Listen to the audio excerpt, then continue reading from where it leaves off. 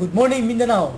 Ako si Jong Kajon sa Frontline Mindanao Online, pinagi sa pakikalayon sa Philippine Preview Online. Ang programa nga maghatag kaninyo sa mga kasayuran o mga impormasyon alang sa mga taga Mindanao. Sa ato mga balita, Commission on Election nagpatuman na sa Kumilig Kanban ana na karon sa ikaduha ka adlaw. Ang mga sakop sa kapulisan o kasundaluhan may pagayon na sa mga pag-checkpoint sa naglayang kadalanan o giawag ang tanan nga nagbaton og armas nga dili magdadala kung walay kumilig exemption. Kini pagadakpon o pagakumpiskahon ng mga armas. Kini base sa pagpatuman sa eleksyon sa national o local. Congratulations kay dunay duha nga dakpan sukad kini nga gipatuman. Samtang task force Bantay Karni gimugna na pinagi sa usa ka executive order sa atong mayor, pinagi ni Mayor Samico. Itagaan kini pagtagad human nga gika-report nga dunay pipila ka mga pag-ihaw sa mga kayupan nga wala miagi sa slaughterhouse. Alang sa paghatag og proteksyon sa atoang mga unay og karne sa atong mga consumers. Kinahanglan nga mahatagan gayud og pagkumpiskar ang pipila ka mga nagsupak sa Republic Act 9296 kung the Meat Inspection Code of the Philippines. Maghatag kini sa protection sa mga consumers sa pagbaton og safety nga karne nga ilang mapalit diya sa merkado. Paglugway sa investment incentives package sa dakbayan sa Pagadian gipatuman na usab pinagi sa usa ka resolusyon nga napasar sa atoang sangguniang panglungsod. Usa ka resolusyon numero 2009-1131 ang paghatag og incentives ngadto sa mga mutukod og building nga mosobra sa upat ka story kon 4-story building.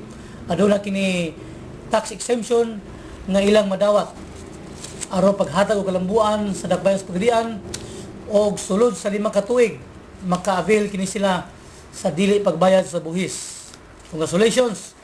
Hinaot nga daghanang magtukod og building diri sa tong dakbayan sa Pagadian.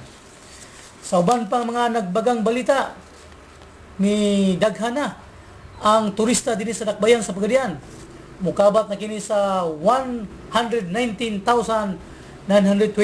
matud pa sa statistics nga ipadangat sa City Tourism. Sa bulan sa Agosto og nini mga panahona padayon ang mga kalihukan nga ipagayon sa dakbayan sa Pagadian labi na sa pagpalambo sa turista.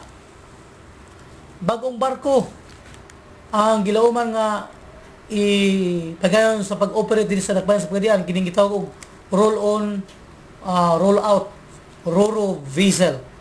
Kini human nga nakabaton sa failure nga pagbiyahe ang pipila ka mga lansa o barko nga nagbiyahan diri sa Pagadian o sa Cotabato, Pagadian, Zamboanga. Ning baguhay pa lamang bago lang naundang ang lansa nga ML Putri 1 nga diin matud pa sa impormasyon na dawat ang makina mohinungdan nga wa na kabiyahe sulod sa duha ka bulan. Hinaot nga makabato na og transportasyon sa barko ang Pagadian aron ang mga produktong agrikultura mapadangat na sa iskudang mga dapit. Sa mga nahipos pa nga dugang mga balita, atong nasayran nga pipila ka mga gipatuman usab sa slaughterhouse ang kampanya alang sa pagbaton nining pagpahapsay sa operasyon atong nakita og nahinabi ang ato ang tiyan sa National Meat Inspection Service nga diin adunay evaluation nga ilang gipagayon sa mga slaughterhouse dinhi sa atong dakbayan sa Pagadian o sa lalawigan sa Zamboanga del Sur. Mao gadto ang atong nahipos nga mga balita kasayuran dinhi ato ikaduhang hugna sa atong programa og kini atong tulumanon mabati kas-as sa usa ka semana. Kini si Jongjong Kajon. Daghang salamat sa inyong pagtan-aw og mayong buntag. Good morning Mindanao.